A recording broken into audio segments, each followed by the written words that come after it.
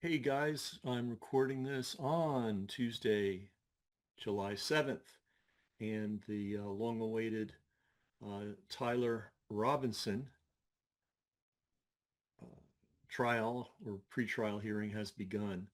What I'm going to do is play the recording of a show that I was on 4 days after Charlie Kirk got shot. And the point of me playing this is not to demonstrate that I'm psychic. Um, but it's just to illustrate a couple of points. Number one, pattern recognition. I didn't know a whole lot about Charlie Kirk. I don't know if I might probably even said his name wrong. Charlie Kirk. I didn't know a whole lot about him. So I just looked into it. And I think he was shot on a Thursday, and I was on this show on Sunday. And I pointed out a couple of things just based on a quick study. I said, number one, this was a big organization. This wasn't just some dude. Number two, he was a front man. He didn't know what was going on behind the scenes. Number three, there was a ton of money around, a ton of money at stake. Number four, we got to look at Israel. Number five, I even mentioned his wife. Didn't even know her name. Um, but you got to look close when somebody gets off like that. I pointed out that the picture of the gun in the box had to be a fake. And I went through all the ballistic stuff, all within 4 days of this happening. Now, it, look at all the content that's been generated since then. I dare say it's thousands of hours and lots of super chats and lots of people spending lots of time going over and over and over and over what was obvious to a novice. I didn't know a whole lot about the situation within 4 days. And I'm sure many of you picked up part or all of the same things. So what is all this attention? We know the guy's not guilty. Or let's put it this way, we know there's not a shred of evidence that he's guilty. We knew that right away. Uh, we already saw some dodgy evidence, saying that that he concealed a long rifle in his pants and walked normally. I mean, that was so ludicrous.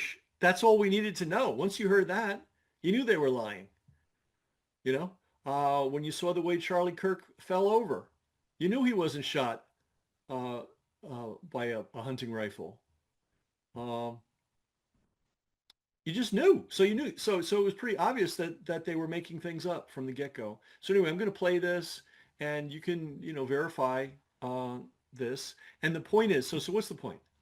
The real point is that this thing is being used as a circus. Bread and circus. It's being used as a circus.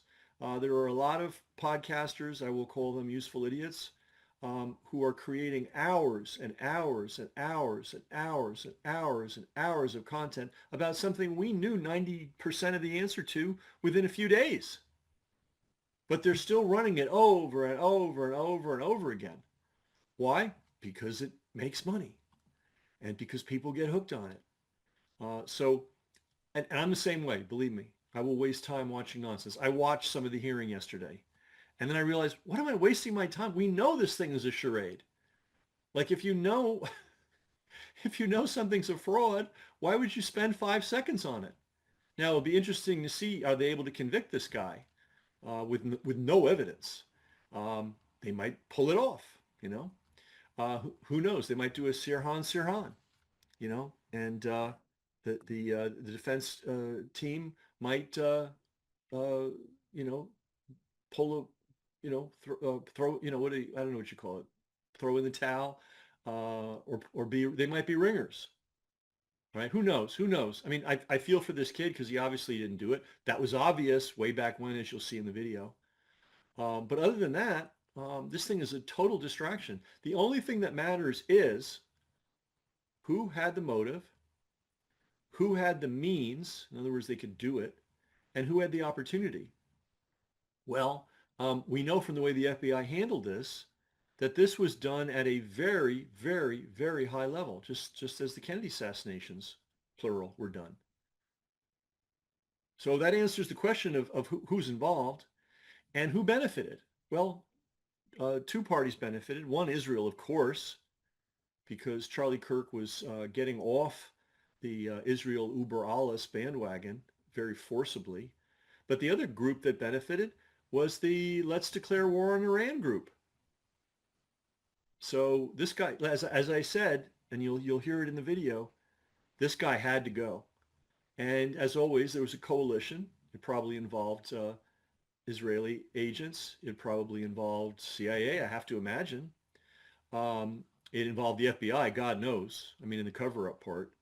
I don't know what exact intelligence agency, pulled the trigger or set the stage. Um, Clearly, the people in that idiot organization um, some of them are in on it. Um, they're kind of the loose ends, the loose threads, but they're sticking to their story, and since nobody's asking them to change their story, or nobody's challenging their story, they can continue to tell their ridiculous stories. But this had to happen at a very, very, very high level. Why? Because the cover up. Same thing with the Kennedy stuff. It doesn't matter who pulled the trigger. It matters who benefited, and it matters who controlled the cover up. I mean, you can commit any crime you want in the world if you can count on the DA never charging you. You don't have to worry about a thing. And that's the story, right? That's the real story, not, hey, they have no evidence and this kid didn't do it. And was it an exploding this or, shot from the back or whatever, all this stuff. I mean, that's all kind of interesting, but is it worth hours and hours of our time when our country's on fire? I don't think so. So anyway, if you want to see the show that I did 4 days after he was shot, based on a couple of hours of research, it wasn't like I burned the midnight oil to figure all this stuff out. And then ask yourself, what are these other podcasters doing? Are they serving you? Well, there's, you ever remember that old Twilight Zone show, How to Serve Humanity, right? And it sounded so great. The aliens arrived and they had this book called How to Serve Humanity, and everybody was like, "Oh, that's great. That sounds very good. They're beneficent." Well, no. When they said how to serve humanity, they meant how to cook humanity and serve it on a plate. So how are these podcasters serving you? By running hour after hour after hour after hour of Charlie Kirk stuff? Or are they just acting as useful idiots, lining their own pockets while they're distracting you from things that are far more important? Speaking of things that are far more important, I just finished another chapter on the book, The Hep B Chronicles, which I will read very shortly. And we'll have another one, that's another one in the can. And I'm getting closer and closer to this book being done. And well, as you saw, if you heard the last reading that I did of a previous chapter, um, it's pretty devastating. And imagine I got like 50 chapters like that, just putting every nail in the coffin of this Hep B vaccine thing. And it's absolutely, well, you won't believe it. You won't believe it when you get the book, which I hope you will get and I hope you will support. Anyway, here's the endless saga. Here's everything you need to know about the case that the prosecution had within 4 days of this fellow being arrested. Devastating new investigation by Dutch newspaper De Volkskrant. 15 international doctors report that at least 114 Palestinian children with single gunshot wounds to the head and chest. Injuries, forensic experts say, are consistent with aimed fire. So they did a detailed, deep dive investigation, and they found 15 doctors are now risking everything to come forward and say, we have 114 specific examples of Palestinian kids being shot in the head. Recording this on September 17th, 2025, and Sunday, which is already 4 days ago, I got a segment with Sabi Sabs, who's one of my favorite podcasters. And a lot of the things that you're hearing about today on Wednesday were first on other podcasts you were first hearing about on this live stream on Sunday. So what did we, and a lot of it still hasn't made it to public awareness, but our video with Sabi is the number 4th most popular video of her entire career, and she's done a lot of videos. So I imagine that other podcasters are going to start to catch on to some of the information that we revealed last weekend. And again, I just wonder, I'm not a full-time podcaster. I got like 3 other jobs, and I'm writing a book. I'm not trying to pat myself on the back. I'm trying to understand why these other people are so dead asleep. So anyway, one of the things, and we will put the link to the entire Sabi Sab broadcast below. So here's the deal. One of the major things that I revealed on the Sabi Sabs show is something that so far being ignored by the podcast sphere, which is that this Turning Point USA was a massive organization. How massive? Their annual budget was $80 million. Now, why are you hearing that from me first when all these great investigative journalists are out there? I don't know. But anyway, this is just the facts and not the hardest thing in the world to find and kind of significant. So he was not just a podcaster, he was a podcaster on steroids times 1,000. Uh, that organization that he was the front man for had over 600 employees. Okay. Um, these are things that people really should have been told on day one. And the fact they're not being told even on even among the conspiracy people, I find very, very strange. Oh, and the funding, it's anonymous. All right. And many of the checks come in at 1 and 2 and 3 and 5 and whatever million at a time. Also, there's a little internal scam going on there. 25% of the organization's money went to pay the salaries because when you've got 600 people on your payroll, you got to write a lot of checks. And the rest of it goes to handling the tour. And he was on, that's what gives him his power. He's not just a podcaster. He's a guy that can show up in a random, I mean, Orem, Utah, not the center of the world. And there were thousands of people there. That was the beginning of his tour, the beginning of a long tour. Happened to be the best place for someone to take him out because for various reasons that I've gone into before. Very convenient, very well laid out, just a perfect setup. All right. So the show with Sabi is below. You can watch the whole thing. The one thing, and I'm early on all this stuff, so I'm not going to be 100% accurate on everything. I'm not exactly sure about the angle of shot. I do know absolutely nobody on the building where the accused guy is could have made the shot. Period. End of story. All these deer hunters who've been on the various podcasts and mainstream news media should know that. Um, but they don't. They'll just tell you what an easy shot it was. And I dispute that when you look at the accuracy of that shot, I dispute that was an easy shot, especially under I think there was a little pressure there. Whoever pulled the trigger, I think you had to be a pro to hit that. Either that or a super lucky shot. But in any event, no way, no how did that shot come from the building. And you heard it from me first. All right. This is Bill Ackman. Okay. This is, by the way, before any of this Zionist stuff came up, I was very aware of this guy. He's supposedly a billionaire. He's probably a billionaire in the same way Jeffrey Epstein's a billionaire, possibly, but potentially. He seems to have endless sources of money that make no sense because he's one of the world's worst traders. But somehow he's always on top with tons of money.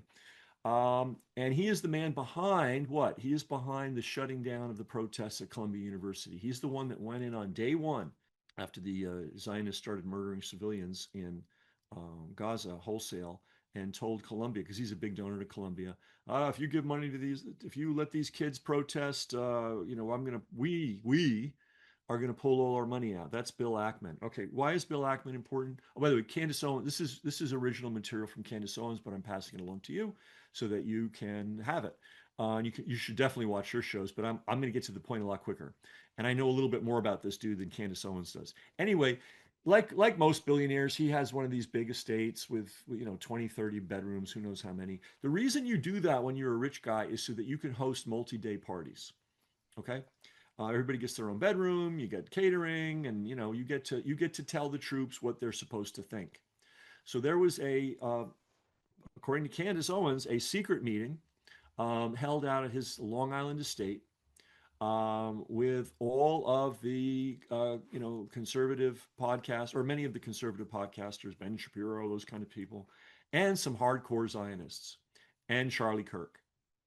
And the very day after this 2-day retreat, Charlie Kirk got on with I can't remember her name, the blonde chick from Fox. Maybe it'll come to me, and said, "Wow, I don't really like being pressured by these people. So get the scenario. This billionaire Zionist, maniac held a 2-day retreat. It was heavily attended by, really aggressive Zionists.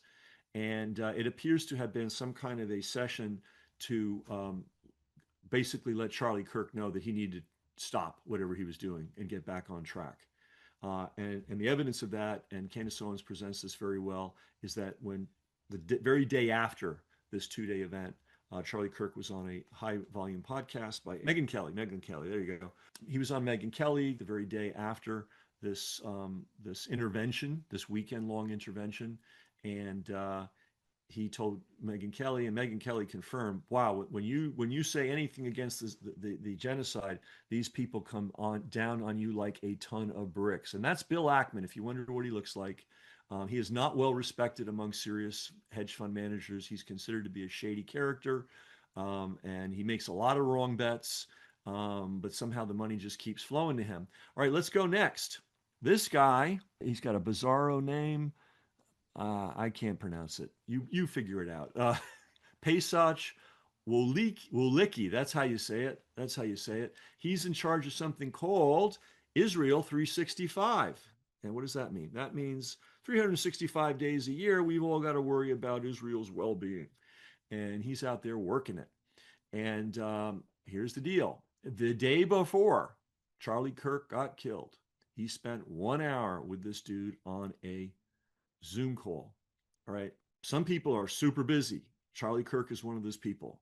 People that are super busy generally do not have an hour to talk to anybody, unless they're producing a show or it's something they're on the stage. I mean, they've got to keep moving, right? And so for him to take a day off or an hour off right as he's gearing up for this multi-campus national tour to talk with this guy is pretty significant. Now, this guy is an absolute, fire-breathing, unhinged Zionist genocide promoter. He's all in on the genocide, and he's all about shutting anybody down who is not with the genocide. Now, the story, the cover story, is that he was helping Charlie Kirk develop his talking points for the upcoming tour. Okay, here's a potential scenario. The intervention in August, the 2-day intervention, because here's the thing, Charlie Kirk is a super important asset to the Zionists for reasons that I give in the Sabi Sab show. If you don't know that, I lay it out in great detail. Super important, like nuclear weapon important. All right, so they're not going to let him run off the reservation like Candace Owens. Okay. If you don't know that Candace Owens story, it's very simple. She was all in with everything.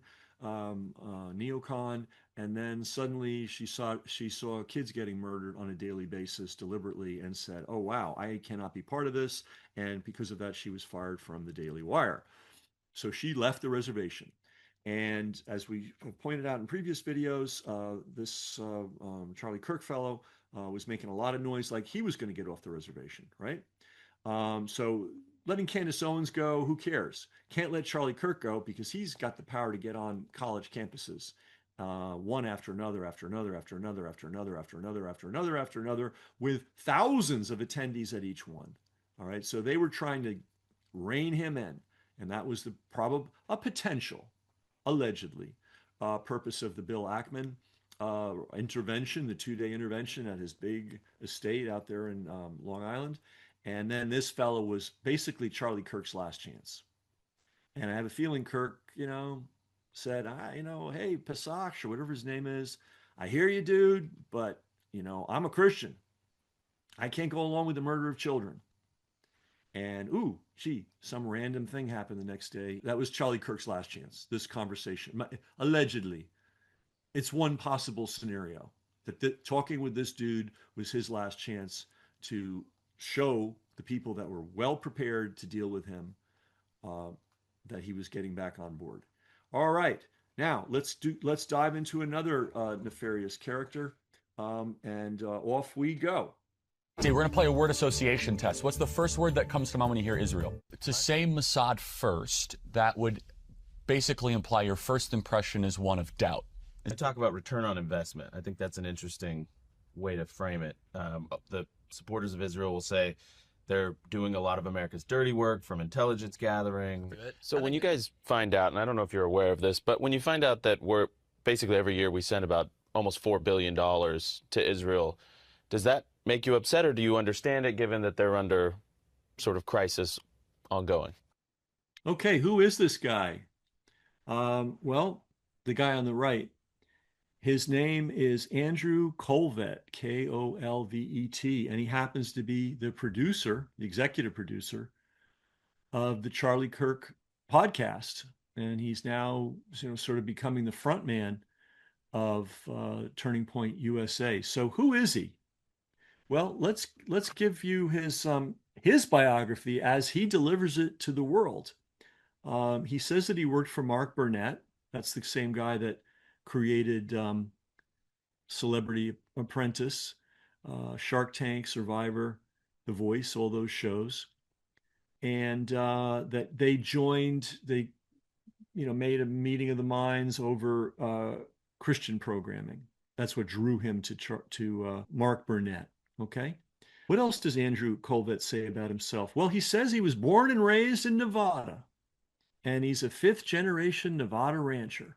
And then he talks about having made a bit of a trip to the UK. He was living in the UK for a bit, and then he was living in Kenya for a bit on a mission trip. Here's some of the problems with this story. Number one, a fifth generation rancher in Nevada would be a very, very rare thing. And they would be celebrated. They would be well known. You would think that he would have photographs of himself as a kid out on the ranch. There are no such photos in the public sphere, at least right now. So the claim that he comes from a fifth generation Nevada ranching family is a little odd, because it's just a claim, and you would think that he would back it up with something. We don't know the name of the ranch. We don't know the location of the ranch. The other thing is, he says that he was in the UK. We don't know why. We don't know what he was doing. We don't know how long he was there. Literally zero detail, just that he was in the UK for a bit. Then we hear he did some Kenya missionary work. Well, I assume he's trying to promote his Christian credentials. Why doesn't he give details? And he gives absolutely none. There's no substantive details. We don't know anything about the organization, the denomination, special work he did, the time frame. Now, these things may exist somewhere, but he did not put them in his official bio. He could have put something about this in his official bio, but he didn't do that. Generally, real missionaries will tell you about the nature of their work and their experiences. So we're meant to believe that he went from being a fifth generation Nevada rancher via a university in Washington. He ended up working in Hollywood with Mark Burnett, very high level operation. But in between that, he spent a bit of time in London and a bit of time in Kenya, but he's completely vague about the whole thing. Let's take a look at a historic picture that some of our listeners and viewers may find interesting to look at.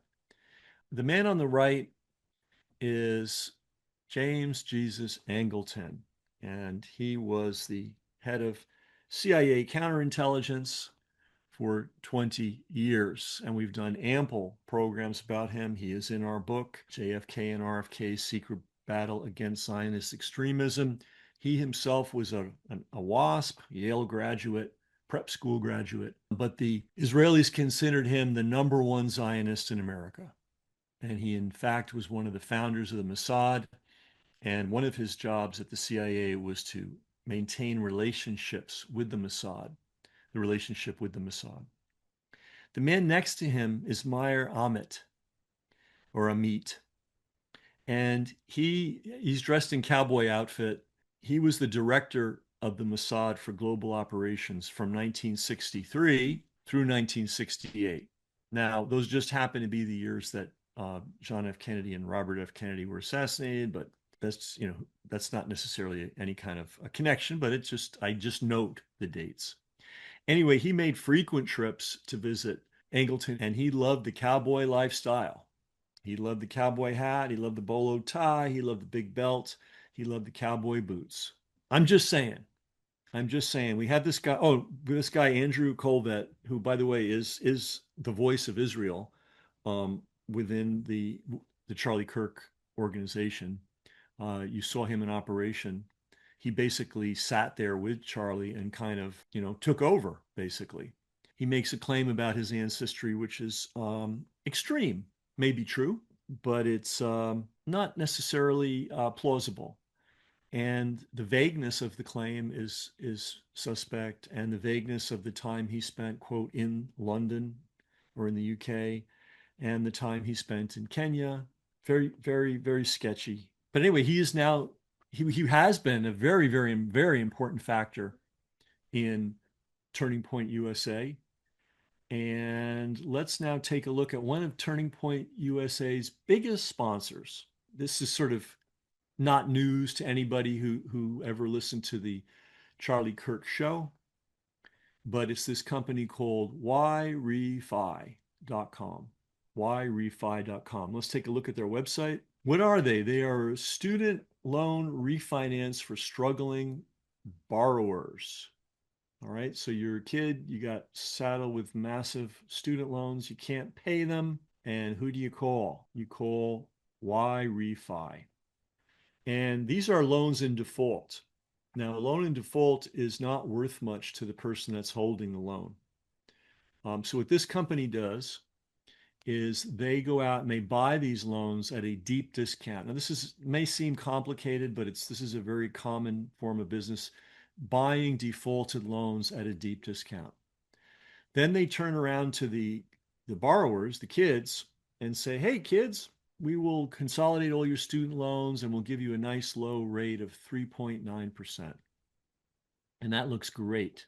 And oh, by the way, kids, there's a 5% origination fee. So if it's a $100,000 loan, you're paying $5,000 on the top. Then on the back end, Refi goes out and finds investors who they will pay up to 10% annually. So if you look at this business, it's a little weird. They're lending the money out essentially at 3.9%, and then they're borrowing the money that they're paying these loans for seemingly at 3.9%. This is a little complicated, I realize, as I get into this, but basically two people are being scammed, in my opinion, potentially. Number one, the people that are loaning money to this company, because the math just doesn't work out. You can't borrow money at 10% and lend it out at 3.9%. And by the way, the state of Massachusetts has declared this problematic and fined the company nearly $1 million. So this isn't just me talking.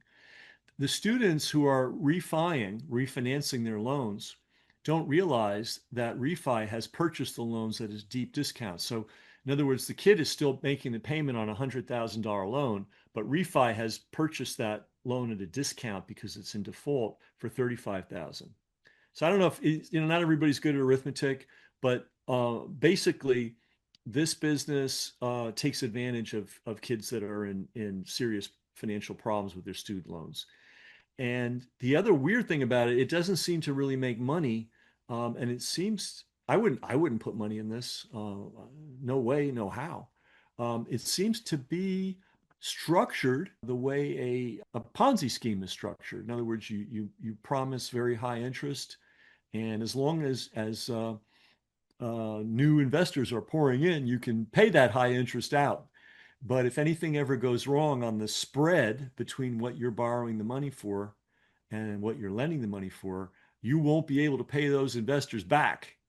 So this has nothing to do with Andrew Colvett, other than the fact that he is a chief, a high-ranking executive at Turning Point USA, and is the executive producer, and is apparently maybe angling to become the face. But let's take this back. He's a strong supporter of Israel, and he's given us a biography that is sketchy as hell. Now, maybe that biography would have worked forever had Charlie Kirk not been killed. But now I think anybody that can spend, 5 minutes on Google and try to find out, well, wait a minute, where's the ranch? Where was he in England? What was he doing? What was that great missionary work he was doing in Kenya? I think he's trying to fill some years of his life that he doesn't want people to know where he actually spent those years. And it's very possible possible that when somebody makes a claim that they're a fifth generation Nevada rancher and presents no evidence, an extreme claim, that maybe they are creating a mythology for themselves, a cover story. So who is Andrew Colvett? Well, within this Charlie Kirk world, he's an extremely important person. And now you know a little bit about his background. All right, folks, you may never have listened to the Charlie Kirk show, but it was a daily event. It was one of the media properties. You know, the daily podcast fed the live, presentations and supported the tour and on and on. It was like it was a circle. So as you know, Charlie Kirk is dead. So who's going to take over the show? Who's going to take over the show? His widow made a noble effort to establish herself in the legacy, and as you can see, she's out of the picture. They ain't letting her.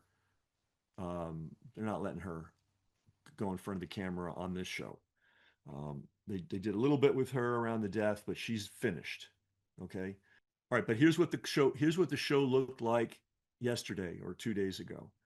They've got an empty seat for Charlie, symbolic, and we've got the guy that we were talking about, Andrew Kolvac. He's the guy in the middle.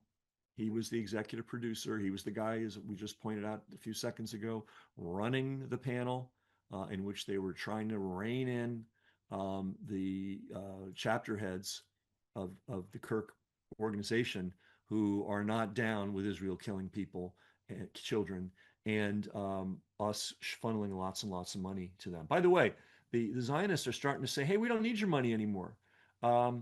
Because they've kind of noticed that that's a problem, that the $4 billion a year going to Israel is a problem. So they're willing to forbear that. They're not willing to forbear the military aid and the military cooperation, of course. But they can come up with $4 billion somewhere else, right? So anyway, that's just a sidebar, but that's what's coming down the pike potentially, because they see they're in trouble. They're looking for what they can do to avert this freight train that's coming down the tracks right at them. That freight train being this huge body of young Christian activists who just saw their hero killed. And believe me, they're not dumb. They have to know. They have to know. The internet's out there for them to see what's going on. So in walks Andrew Colvett, and he's now running the show. He's the guy. Now look who appeared on the third show after Charlie Kirk got offed. Ben Shapiro. So the Kirk organization, and I've pointed out, he was just a very talented front man, $80 million a year, 600 employees, very valuable video property, though apparently they were having some financial problems. But they are also, most important, valuable for their influence over these hundreds of thousands of young Christian activists who have been trained their whole life to bow to Israel. And now they've watched Israel murder children day after day after day after day, and they are not having it. Kirk was not having it, which is almost one scenario, which is why he was removed. By the way, when you look at a crime, means, motive, opportunity. Means, motive, opportunity. Does Israel have the means to infiltrate the United States with a sniper team? Yeah, I think they could do that. Do they have to worry about the CIA or FBI? No, they do. They come and go as they please. They do what they want. Do they have operatives of a very high level that could have pulled this off? Absolutely. That's what the means means. Motive. The motive is. I'm telling you, if Charlie Kirk had gone on this tour and started talking about the horrors of the murder of innocent children and women and old people and handicapped people by the Zionist Nazis, this would have been a cataclysmic impact on Israel. And so the motive, we got the means, that they clearly could do this, and they would get cooperation from many people in the CIA and FBI. We know that now because we're looking at the ridiculous cover-up. They're saying the shot came from a building it could not have come from. We've already talked about that. We were one of the first to talk about that clearly, maybe the first to talk about it clearly. So basically, bottom line, takeover of the Charlie Kirk show, including Ben Shapiro.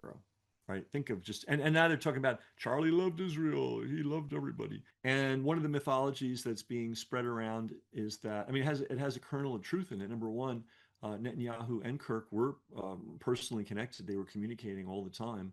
But the mythology that they were best buddies towards the end is absolutely false. We know that's true. Why? Because Netanyahu came to the United States physically. Big deal. A lot of security required there. To do what? To do a podcast tour. Was he invited on the Charlie Kirk podcast? No, he was not. All right. So Max Blumenthal, is doing a lot of reporting about, Netanyahu offered him, this and that. All maybe true, maybe not true, but to me, a side issue. The most important issue is that when this dude came to the United States to do a podcast tour, Charlie Kirk stiffed him. Okay. And Charlie Kirk was about to begin his big, long, multi-college campus tour. And we already pointed out the 365-day Israel rabbi who had an hour-long phone call the day before he was shot. So you get in the picture, guys. You get in the picture. I don't think I have to lay it out anymore. But means, motive, opportunity. Right? Well, yeah. Charlie Kirk was standing out in the open in a very unsecured space. Okay, whoever was providing security for him was Keystone Cop quality. Keystone Cop quality. Why did they leave the sides open? They could have, of that tent, they could have easily closed those off, and none of this would have happened. Right? They could have had a drone in the air, and they would have seen the guy or guys or whatever on the roof. No, they didn't do that. By the way, he dropped, for whatever reason, his professional security team that had no connections to Israel, by the way, in 2022. Who provides him with security now? Hard to find out. But the guys that were not Zionists were let go in 2022.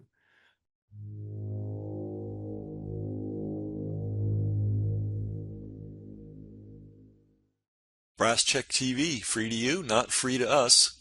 We've got a server bill, we've got an email software bill, we've got a tech helper bill, and that happens every month. So to everybody that is supporting us financially, that's paying for their subscription in one way or another, we really appreciate it. If you're not, consider doing so. Everybody's got money for the newspaper and the cable bill and all that. Do you have money for media that's actually serving you? That's really the issue here. And when you help us, it allows us to get this information out to the world. So thanks to all our supporters, and if you're not a supporter already, please consider becoming one.